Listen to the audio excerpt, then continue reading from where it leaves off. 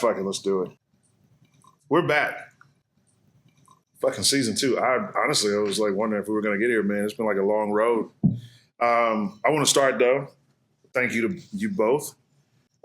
Steve-O, obviously you were on our last episode here. Thank you for coming back. Do you feel like you need an introduction? It's always a pleasure. No, I'm fine with being me. They can Google me. Perfect. Now, do they want to Google you? Do you want There's them not to too Google much bad out there. Yeah. Yeah. Now, Chaz, you're the new kid on the block. Mm-hmm. All right. Pultio, Rowan's, you're on fire. Chaz, Lindsay, everybody. Proprietor, like I just said, of Rowan's. Is it just Rowan's? Just let me Rowan's. see the hat. Rowan's.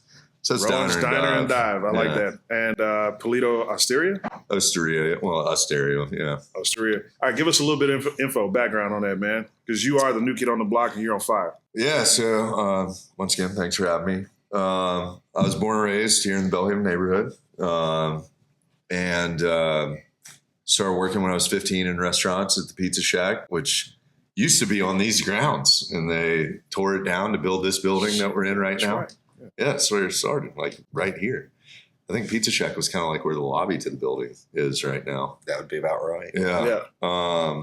And so, yeah, I just fell in love with cooking. My parents didn't want me to do it. So I went to USM down in Hattiesburg and did not go well at all.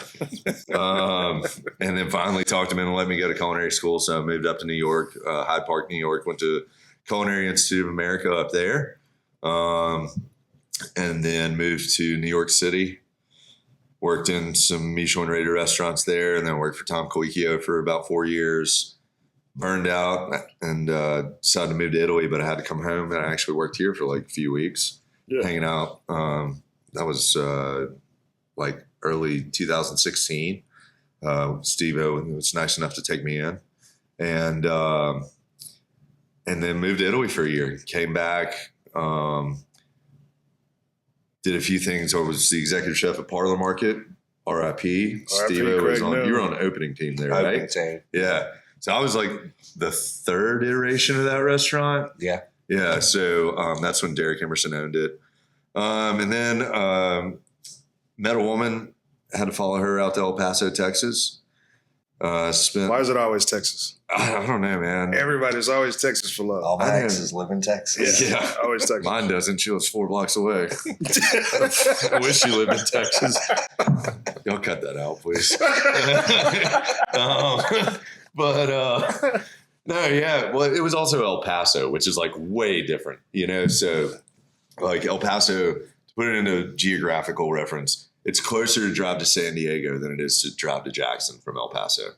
And then, the Mexican border was 10 minutes away from my house, and the New Mexico border was 5 minutes away from my house. So I was like way over there. But yeah, I was, we wanted to move back to Jackson, and I knew I wasn't going to work for anybody here again. Probably wouldn't hire me, honestly. And it was time to open my own restaurant. So I had a deal in the works that we shook hands on for an existing restaurant here, an iconic space. And it fell through in the last minute. I think I know what that is, but yeah. And I won't go hunting for answers. You don't need to.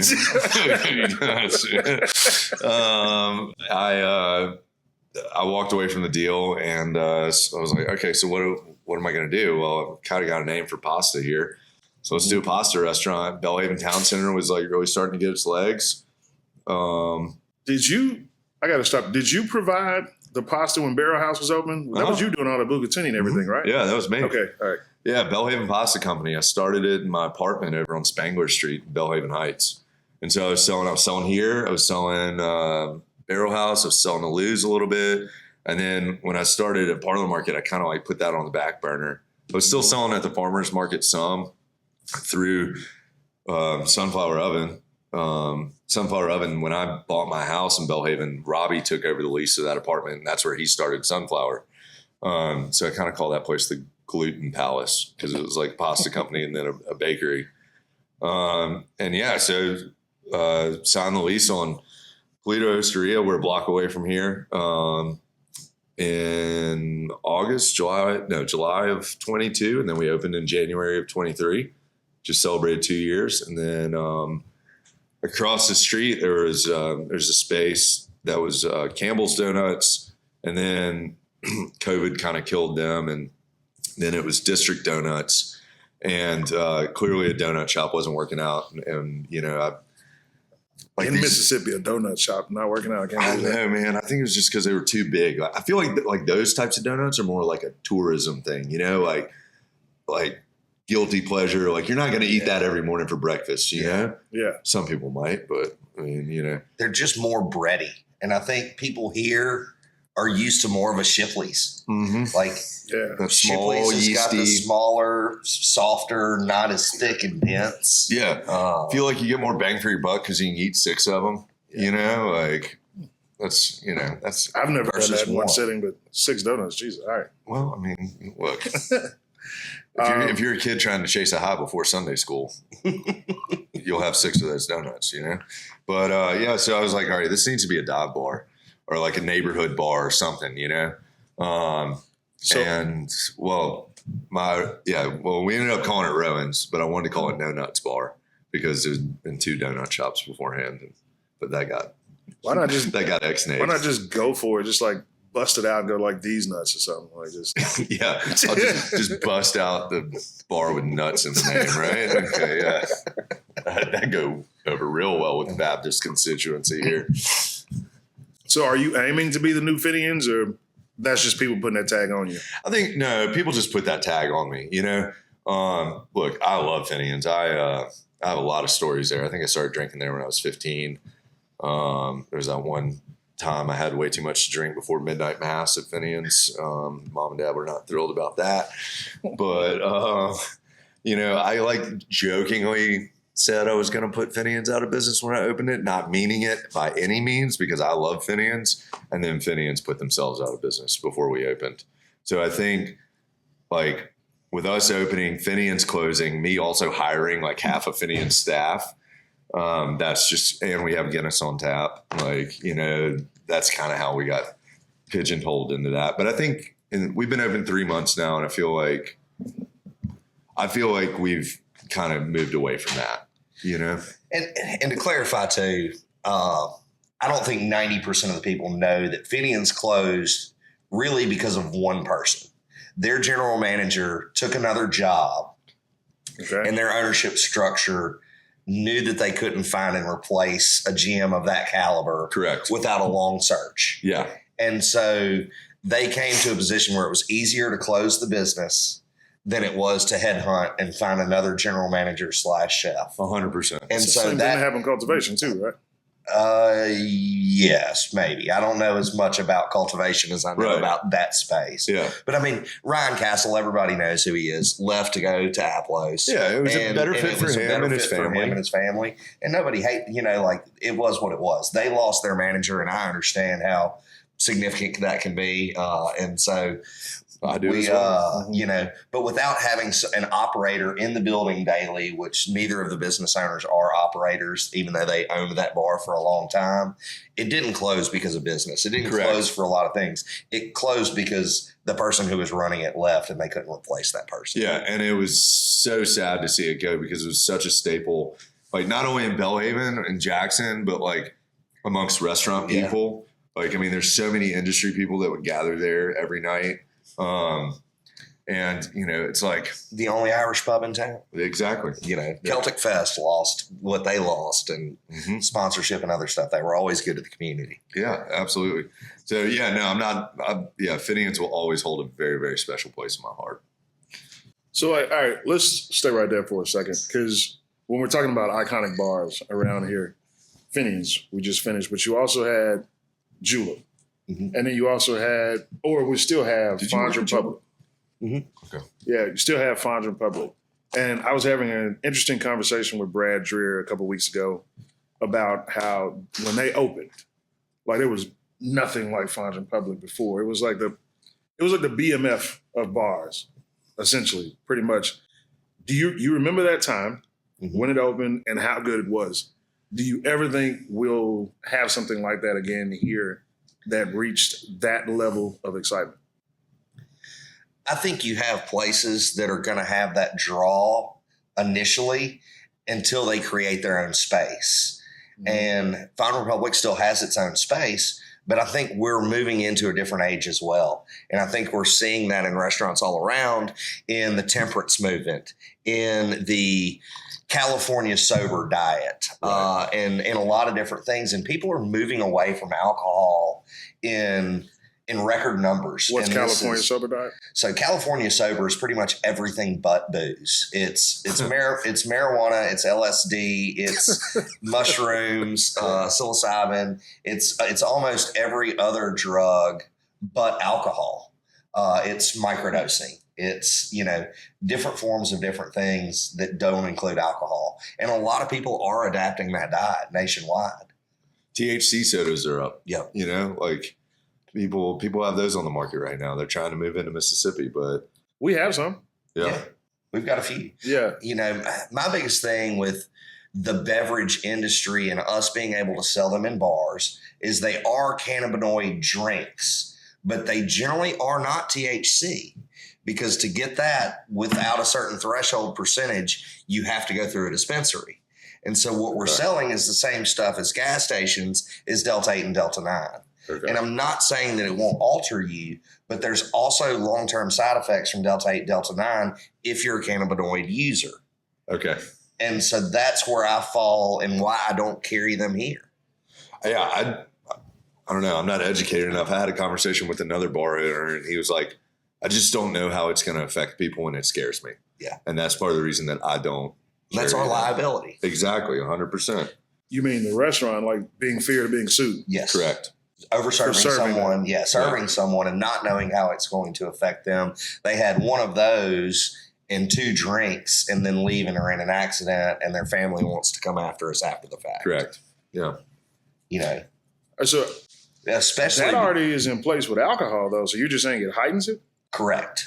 Because if the cannabinoids generally have a longer gestation period, it takes you longer to feel that drink. Yeah. And so somebody comes in and they have 2 regular cocktails and then a cannabinoid cocktail. Who says that's not the one that put them over the edge? Yeah. And it was something else while they were in our space and we were monitoring and doing our due diligence not to overserve. Who says 20 minutes later they get in the vehicle and are impaired and in an accident that it wasn't the cannabinoid soda versus, the 2 regular drinks or beers that they had? So it's technically a 1.5 ounce of liquor, or 1.5 ounces of liquor, 5 ounces of wine, and 1 beer are all supposed to pretty much contain the same amount of alcohol. Okay. That's kind of interesting. And I'm going to seg into something, because if you can control that, right, then that means there's a number of elements that you can control in the restaurant. So let's talk pricing, restaurants, and processing fees, and let's talk there, because I feel like if that can be controlled, then a number of other things can be controlled. So is it really out of you guys' control, or is it just an easier way to blame it somebody else? We can't control the processing fees, although they're set to us by our point of sale provider. And so we have to pay those fees, which are anywhere from 3 to 5%, But I thought Spot On offers lower fees. Do. And so I've signed with a newer company out there that gives us a very low rate. We still build it into our menu pricing, which I still feel is the most honest way to do it. Yeah. Because whatever's on your menu is what you get charged when you pay with a credit card. Spot On has the patent to where instead of surcharging and adding to your menu price to get your fee, they back it out and give you a cash discount. And so that's a true cash discount. Okay. So my menu price is $20. If you pay with a credit card, it's $20. But if you pay with cash, it's $18.87. And so you get that 3.5% discount to cash versus paying a higher than added surcharge. And that's where their specialty is. Now, are you still charging processing fees? Are you still eating those, or are you passing those on to the customers as well? I eat them. Yeah. Why do you continue to eat them? Well, you got to look. We'll talk about Pultio right now because we're still so early at Rowan's. I can't I need to look at it a little bit more and what makes sense. Rowan's is also a higher cash business, but at Pultio, my guest average right now is about $77.80. Per plate? Per head. That's after apps, a pasta, an entree, 2 glasses of wine and a cocktail, whatever you're having. We're averaging about $77 a person.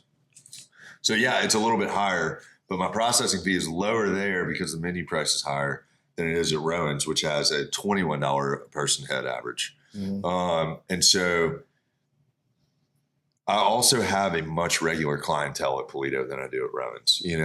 I do not have, I have my regulars at Rowan's, but like I consistently have the same people with the same Friday night reservation. And so it's more of a guest experience, like adding value to their experience, not having to like throw it in their face, make them think about it, because it's going to serve me way better in the long run to not pinch pennies with those people, that level of clientele, than it would be to be like, oh, well, whatever. When I get truffles in, I'm charging $80 for a bowl of pasta. Like it's more of a guest accommodation for me.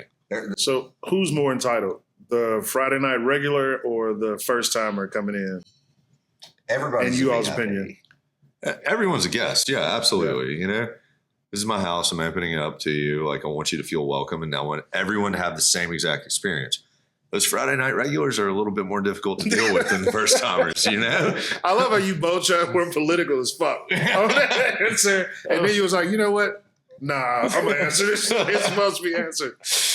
I don't know. Yeah, I think we both want to give everyone the same experience. Yeah. Some of those Friday night regulars, they tend to have more requests because they have gotten to know us personally, so they feel more comfortable. It's, again, you're not going to walk up to a stranger and say, hey, can I park in your garage? I'm going out of town for a week and I don't want to leave my car on the street. You're going to wait until you know somebody to ask that question. And it's the same thing with us. Yeah. You're going to wait until you know the restaurant operator before you really start saying, hey, can I do this? Or can I do this? Or I know it's not on your menu, but it's our anniversary and I really want to make it special for her. So would you do a special dish for me? Right. And, and we're always happy to do it. Yeah. Always. And a lot of times, guess what? That special dish just became the special for everybody. Right. Because I don't want to prep one-off special. I want to make 30 of them and sell all of them tonight. Yeah. So your special request is going to turn into what everybody else gets. Yeah. And that's how you make that work. All right. I like that. All right. So on that special request, tell me this. Let me ask you a question. Why are we paying for fries now? Inflation. Yeah. Is that simple? It's that simple. Yeah. It all happened during COVID and it was part of shrinkflation, where we went from being able to do things a la carte to figuring out how do we make money without giving the full plate, giving the fries, doing things, and or going up on menu pricing on every option. And we were talking about pricing. Chaz and I both benefit from having seasonal menus. Right. And including costs. Tell us about those benefits. Our menus. Well, we change menus frequently enough. Like we change menu anywhere from 3 to 5 times in a year. We're really probably about 4, but sometimes we're 5. And when we do a menu reprint and we change seasonally with the produce like Chaz just did, we're actually doing it Thursday, which is technically the first day of spring. So we're launching a spring menu on the first day of spring. But with those menu changes, we have the ability to reprice items and stay current. We never reprice a whole menu. We reprice 20% or 30%. And that keeps us above board as things adjust. Yeah. All right. So 2 things. I know those costs, those associated costs that the general public does not know when it comes to restaurants. Because they're always like, oh my God, they're charging so much in here.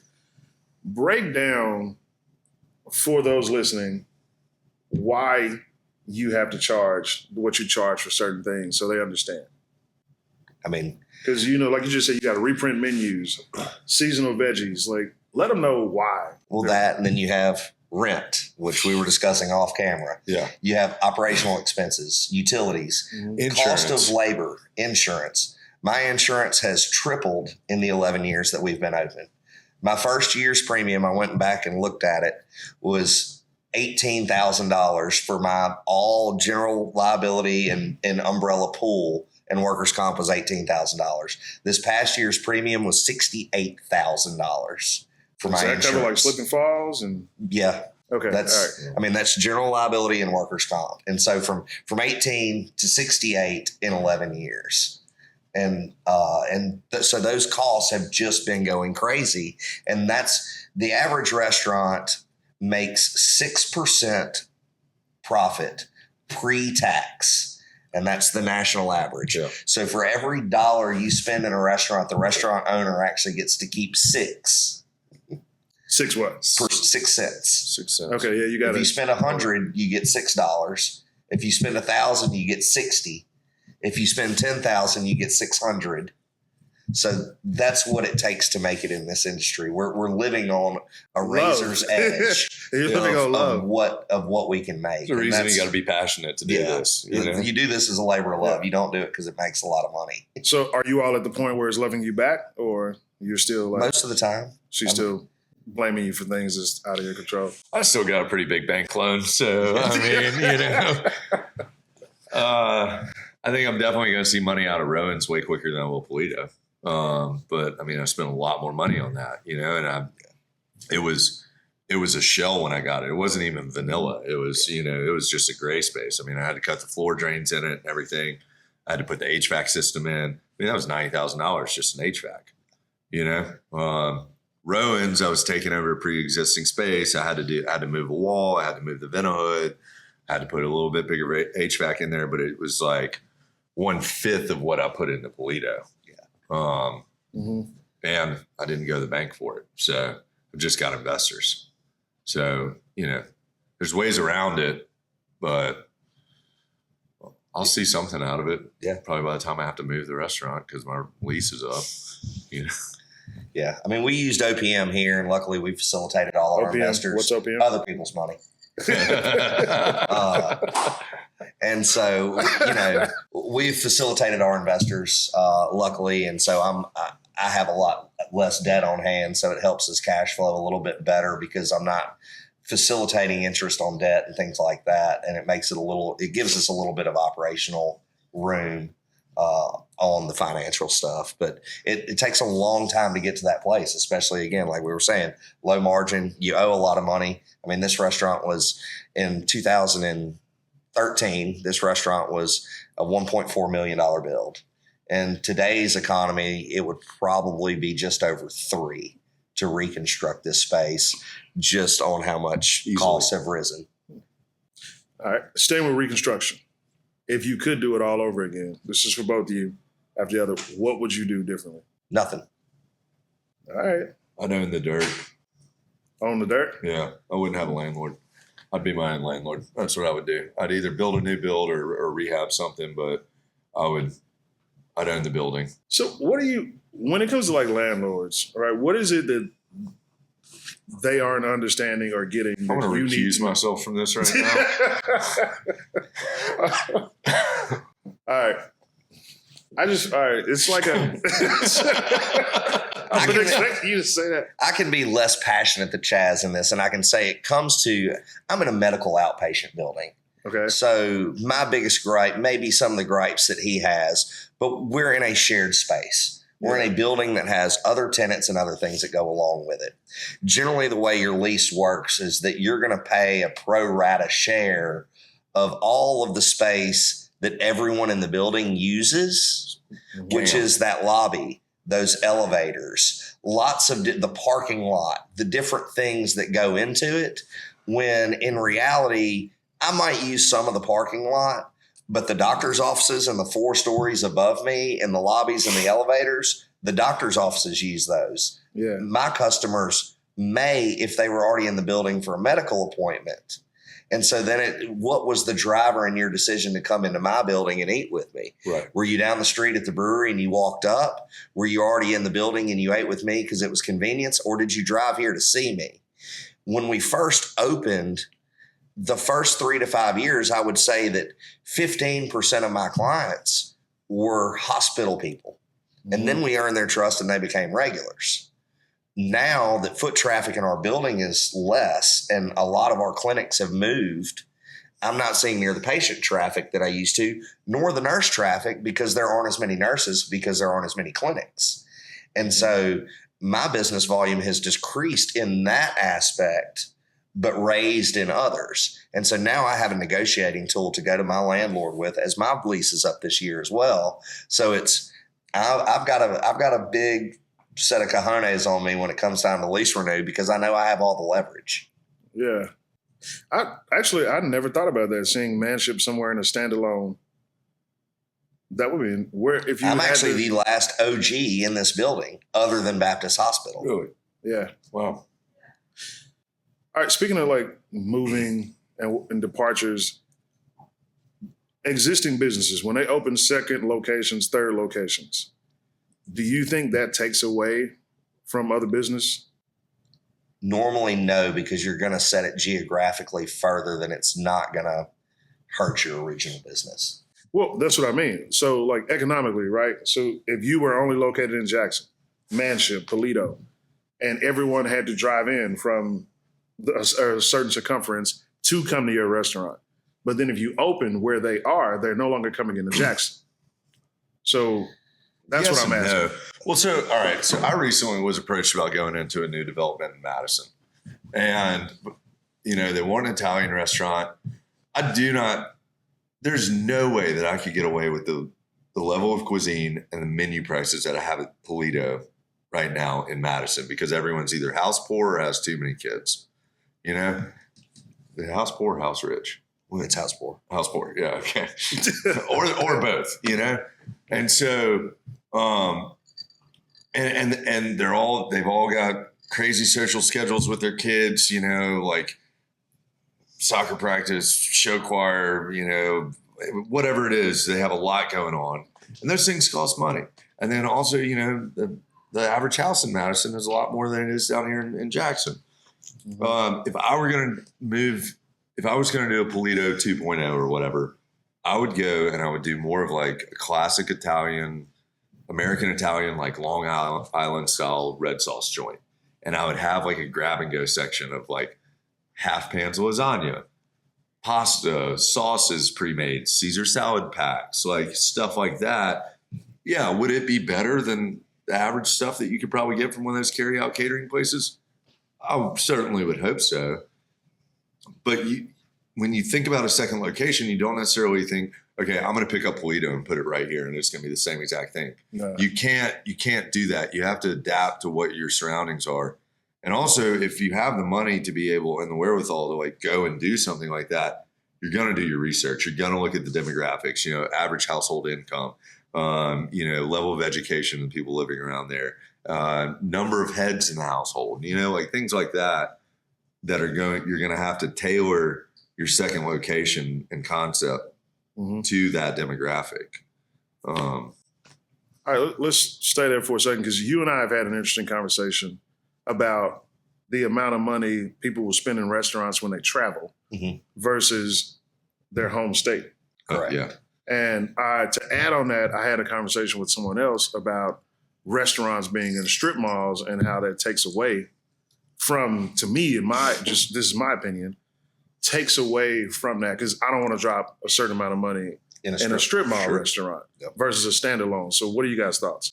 I agree with both of those statements 100%, reinforced by we have some of the best restaurants in Jackson, in Mississippi, comparatively to all over the world. Yes, I can find some great places in New York, New Orleans, San Francisco, France, wherever, that are as good or better than us.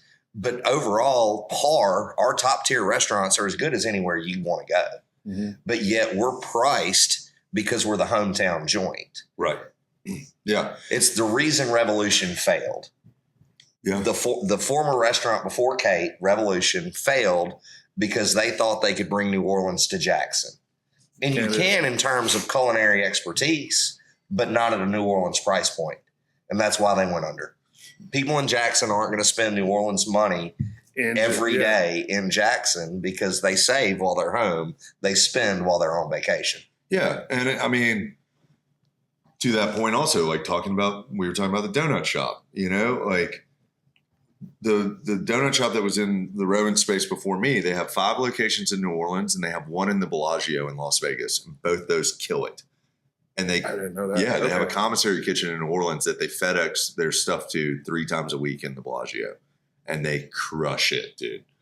Wow. But they could not make Jackson work because they were charging those prices. They couldn't figure out, Jackson's a unique place when it comes to the labor force as well. And I found out they were paying their GM $125,000 a year. Shut the fuck up. Are you serious? Well, no wonder they went out. Are you serious? I'm dead serious. Oh my God. Yeah. I was like, shit, I wish I'd have gone to work for them. Yeah, you Could have just started with that, dude. But I mean, like for me, like I've had some of the best meals I've ever had here in Jackson. When I travel, and I've eaten, I worked at 11 Madison Park, number 1 restaurant in the world. Like it's when I travel and eat at those restaurants now, like I'm going to Paris next week and I'm eating at Arpège, Alain Passard, 3 Michelin star restaurants, had 3 Michelin stars since 1996. I think I know how much it's going to cost, but I don't, but I really don't care either. Like, I just don't care. Like that is one of the pinnacles of dining, and not only dining, but French fine dining, So like, I do not give a shit how much it's going to cost. Here's my Amex, ring it up, dude. Here it's kind of hard. We have some really amazing servers in this town that have been around for a long time, that have their following, that people go to the restaurant specifically for the server, even if they don't love the owner. Because they know they're going to be well taken care of. They're not going to have to ask for that gin and tonic with 3 limes to be on the table when they walk in. Things like that. Our food is definitely more humble because we can't charge those prices. I mean, I've gotten away with some of them, but You have your white truffle. Passion. Well, yeah. Truffles opened at $3,100 a pound last year, like that's what you got to do. But like if I'm going to a place in a strip center, the owner better not speak English and he better have a cot in his office. All right. Like, sorry, but I mean, like, and those are some great meals. Like one of my personal favorites right now, 2 of my personal favorites in Jackson right now, they're in strip centers, Edo and Valdez up on Old Camp. Yep. Both in strip malls, both owned by immigrants, both fantastic meals. Both under $30 every time. Can we say immigrants in 25? Is it? I don't think it's been a buzzword yet. All right, but anyways, they can cancel us later. Come at me, bro. I'm totally fucking around. I don't know. I'm totally. Yeah. But like sometimes you can't say anything. Yeah. I like that though, because when you talk about following servers and they having a following in the whole nine, let's talk beer tenders versus bartenders. Like, a lot of beer tenders now. Yeah. Right? Where was the shift? Where did it happen when it's just like you walk into a bar and before you even sit on the stool, they're throwing a napkin. What are you drinking? Hey, dude, let me look at the menu. Seriously, give me a second. And then you can't find them when your drink's low. Talking on the phone the whole night. What happened? I think we experienced this while we were waiting on one of the clips and cameos we were doing for off-season stuff. I think you remember where I'm talking about. I hope you weren't at one of my restaurants. No, it wasn't. Okay. All right. I'm shutting the fuck up. I think the shift happened because you just opened 2 years ago, so that would have been 2022. Okay. So for me, the biggest shift, I would say, industry-wide was COVID. The world told us that our industry was non-essential. And because we were the only business that got completely shut down. There were a lot of local businesses that got shut down during COVID. There were some that did and wanted to order to go and do other things. I guarantee there were people that went out because, one of my best friends said, F you to the government. I don't care. I'm going to stay open. That's Martin's Lounge and Joseph Scotchell. There were people in Martin's every single day. Yeah, Joseph didn't care. He didn't care. The cops pulled up. He'd walk outside, said, don't arrest my bartenders, arrest me. I'm the one making the call. Yeah. And they ended up never arresting him. I think they might have arrested Rybolt once. But oh God, people still wanted to go out depending on what your views of COVID were. Can we just appreciate Rybolt getting arrested for a second? And how chill that was. Yeah, that's right. Can we appreciate what's your impression of Rybolt getting arrested? I mean, I don't know. Is this him in the boot or him not in the boot? This is pre-boot. This is pre-boot. Yeah. But I would say, and then just walk out. All right, man, whatever. Yeah, all right, man, whatever. All right, motherfuckers. Like, I love Rabble. Yeah, he's a great dude, man. I didn't know he got arrested. That's hilarious. I didn't maybe. That's a Okay. maybe. Again, I can't remember. If there was going to be one person, though, it would be Rabble. Yeah. Like, God, that's funny. But the world told us that we weren't relevant. And so a ton of professional servers and bartenders completely got out of the industry. And I missed them all. They used the time to go to online school, to do other stuff, to shift into tech, or to go work for an ancillary company within the industry. And we lost a good many of our true hardcore lifetime professionals. Yeah. And then you lose that, and you lose a lot of training and leadership moving forward. Right. And then most of us got into the practice of having, at some point in time, to just hire a warm body. And I'm not lying. We just needed a warm body. And we would do anything to have that warm body for the moment. And it took really until about 2023 to come out of some of that and start implementing standards back into our staff that we had prior to COVID, because we just needed a body. Yeah. See, I feel like a lot of people didn't know that. And they just complained, because it wasn't what it was. Yeah. Now, actually, staying on complaint, let me ask you guys this. If you could do reverse customer reviews, how well would that improve your life? I've done it. Yeah. I've done it.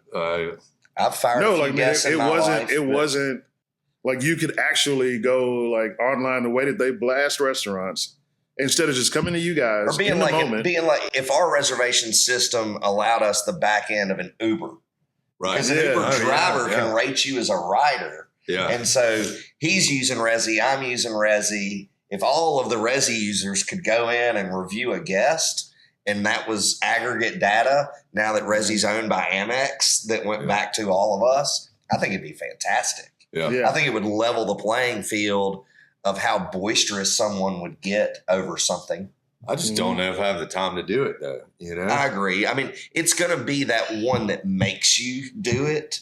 Yeah. They're going to be the ones. Like your average person, no, we're not going to affect you because we're not going to rate you 5 or 1. It's the 1 stars that you want to go in there and write a freaking novel. But the good thing about Resi, though, too, is that Resi is a star rating, right? It's out of 5. Yeah. And so every morning I get an email, from Resi Analytics, and then Resi, I forget the name, comments, customer comments, or whatever they call it. And you get to read their reviews. Some write a review, some don't, whatever. But that's not made public. Yeah. So all the public sees is a star versus seeing the actual review. Yeah. So I respect that a little bit more. But I mean, if you want to pull it up, I responded to a Google review I got about this time last year, telling me that I should go take Italian cooking lessons at Olive Garden. And so I... what did you say in your mind? Oh, I don't think he said it in his mind. I think he said it on Google. It's online. You can look it up. I will. But so I wrote a very nice response. She